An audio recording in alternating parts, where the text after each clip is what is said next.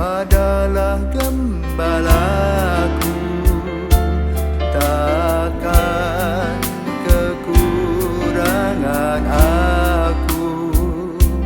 Ia Saudara-saudari yang terkasih di dalam Kristus, selamat pagi. Salam jumpa lagi dalam Sabda Siap Saji, Jumat 4 Februari 2022, hari biasa pekan keempat, juga hari Jumat pertama di bulan Februari. Maka marilah kita berdoa dalam nama Bapa dan Putra dan Roh Kudus. Amin.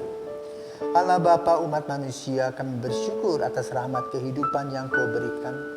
Semoga hati kami senantiasa memadahkan syukur dan bibir kami memuji-muji nama-Mu sepanjang hidup kami.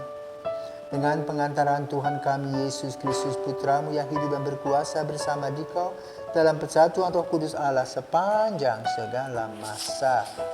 Amin. Tuhan bersamamu dan bersama rohmu. Inilah Injil Yesus Kristus menurut Markus. Pada waktu itu Raja Herodes mendengar tentang Yesus, sebab namanya memang sudah terkenal.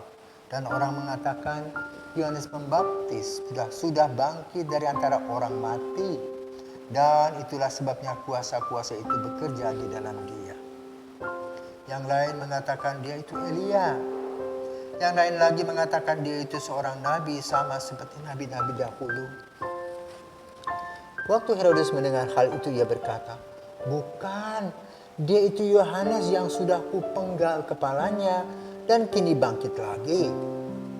Memang Herodeslah yang menyuruh orang menangkap Yohanes dan membelenggunya di penjara berhubung dengan peristiwa Herodias, istri Filipus, saudaranya. Karena Herodes telah mengambilnya menjadi istri. Karena Yohanes pernah menegur Herodes, "Tidak halal engkau mengambil istri saudaramu." Karena kata-kata itu Herodias menaruh dendam pada Yohanes dan bermaksud membunuh dia. Tetapi tidak dapat, sebab Herodes segan akan Yohanes. Karena ia tahu bahwa Yohanes adalah orang yang benar dan suci. Jadi ia melindunginya. Tetapi setiap kali mendengar Yohanes, hati Herodes selalu terombang-ambing. Namun ia merasa senang juga mendengarkan dia. Akhirnya tiba juga kesempatan yang baik bagi Herodias ketika Herodes pada hari ulang tahunnya mengadakan perjamuan untuk para pembesar, para perwira dan orang-orang terkemuka di Galilea. Pada waktu itu putri Herodias tampil lalu menari dan dia menyukakan hati Herodes serta tamu-tamunya. Maka raja berkata kepada gadis itu, "Mintalah daripadaku apa saja yang kau ingini, maka akan kuberikan kepadamu." Maka lalu Herodes bersumpah kepadanya, "Apa saja yang kau minta akan kuberikan kepadamu, sekalipun itu setengah dari kerajaanku." Anak itu pergi menanyakan ibunya, "Apa yang harus kuminta?" Jawab ibunya, "Kepala Yohanes Pembaptis." Maka cepat-cepat ia pergi kepada raja dan meminta, "Aku mau supaya sekarang juga engkau berikan kepadaku kepala Yohanes Pembaptis dalam sebuah talam." Maka sangat sedihlah hati raja, tetapi karena sumpahnya dan karena segan terhadap tamu-tamunya, ia tidak mau menolaknya. Raja segera menyuruh seorang pengawal dengan perintah supaya mengambil kepala Yohanes. Orang itu pergi dan memenggal kepala Yohanes di penjara.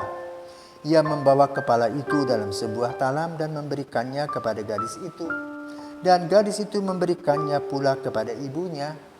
Ketika murid-murid Yohanes mendengar hal itu, mereka datang dan mengambil mayatnya, lalu membaringkannya dalam kubur. Demikianlah sabda Tuhan. Terpujilah Kristus. Saudaraku terkasih, di penghujung bulan Januari kemarin, kita mendengar kabar yang menyedihkan. Seorang imam di Vietnam baru 3 tahun dihabiskan, baru selesai mendengarkan pengakuan persiapan Imlek, dia dibunuh. Baru 3 tahun, dia menjadi martir. Maka ketika saya membaca Injil pada hari ini, kepala Yohanes dipenggal kepalanya, saya teringat kepada pastor ini, Yosef, terang.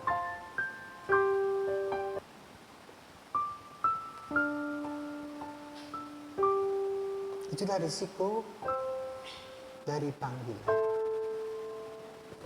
Tidak semua orang mengalami itu, tetapi ada orang-orang yang memang harus menyerahkan darahnya untuk pertumbuhan misi selanjutnya. Yohanes Pembaptis, kepalanya dipenggal, kemudian karyanya terus membesar. Yesus yang dibuka pintu misi oleh Yohanes Pembaptis itu ternyata semakin besar. Dikenal. Dalam Injil pada hari ini kita mendengar dan melihat kegusaran hati Herodes, ketakutan. Jadi kalau kita mempelajari, setiap kita berbuat jahat, kejahatan itu akan mengancam kita pada waktunya dan membuat kita takut. Takut ketahuan, takut malu. Tapi kalau tidak melakukannya, kenikmatan itu datang lagi menggoda.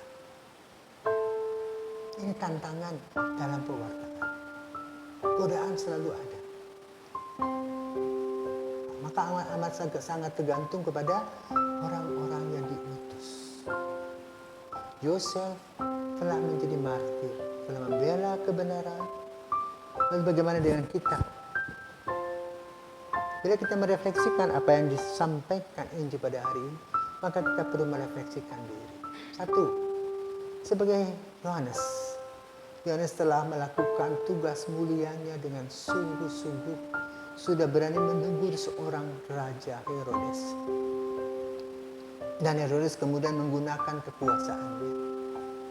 Kalau kita pun mempunyai anak buah, mempunyai saudara yang bermasalah, yang miring-miring, maka kita pun wajib menegur, biarpun dia marah. Karena apa? Penyesalan tidak selalu ada di depan, tetapi di belakang. Orang yang sedang menikmati dalam kegelapan, itu nikmat. Tetapi kegelapan itu nanti akan membayang-bayanginya. Apalagi kalau bertentangan dengan perutusan yang Yesus berikan.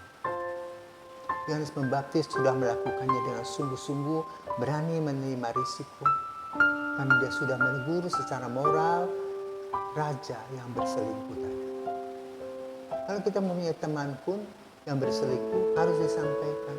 Biarpun dia akan memusuhi kita. Yang penting secara moral kita sudah menyampaikannya. Soal dia melanjutkan perselingkuhannya itu urusan dia. Dan kita mendoakan dia supaya sadar. Yohanes Pembaptis tentu mendoakan Herodes karena dia tidak tahu apa yang dilakukan oleh Herodes terhadap dirinya. Hanya karena gengsi, maka dia mau mengikuti apa yang diminta oleh anak Herodes, kepala Yohanes Pembaptis. Namun di lain sisi dia juga senang karena apa? Yohanes Pembaptis itu mengganggu. Bila dia bertemu dengan Yohanes Pembaptis, demikian pula teman-teman kita yang mempunyai masalah, yang kita tegur, pasti kalau ketemu dengan kita jengkel dan mangkal. Tapi beda soal. Ya. Hati-hati dengan perkataan kita, jangan menjerumuskan dia, dan juga kita tidak boleh terjerumus dengan kata-kata kita. Tetapi kita mendoakannya. Karena inilah risiko dari perutusan dan panggilan. Demikian pula dalam hidup berkeluarga. Kami sebagai pastor, bila ada umat yang berselingkuh, dia berani harus menegur, biarpun umat itu marah akan membunuhnya, memusuhi, risiko kelayakan. Dan kita mendoakan. Dan bila ada salah satu anggota keluarga kita pun juga, kita mempunyai koreksi fraternal, menegurnya sebagai saudara. Kalau kita sudah menegurnya, apapun yang terjadi, nanti dia akan menerimanya. Ya, dari apa yang dia buat. Kalau kita buat baik, maka akan terjadi berkat-berkat yang baru. Kalau kita membuat yang buruk, berkat itu, nikmat itu ada, tetapi nanti akan menangis, menyesali. Maka mari Mari saudara terkasih kita berdoa bila kita menghadapi banyak masalah dan persembahkan semuanya kepada Tuhan dengan berharap bahwa kita menjadi orang yang militan, orang yang berani berkata benar, orang yang berani menegur sebagai saudara, orang yang mendoakan saudara tersebut. Semoga Tuhan memberkati.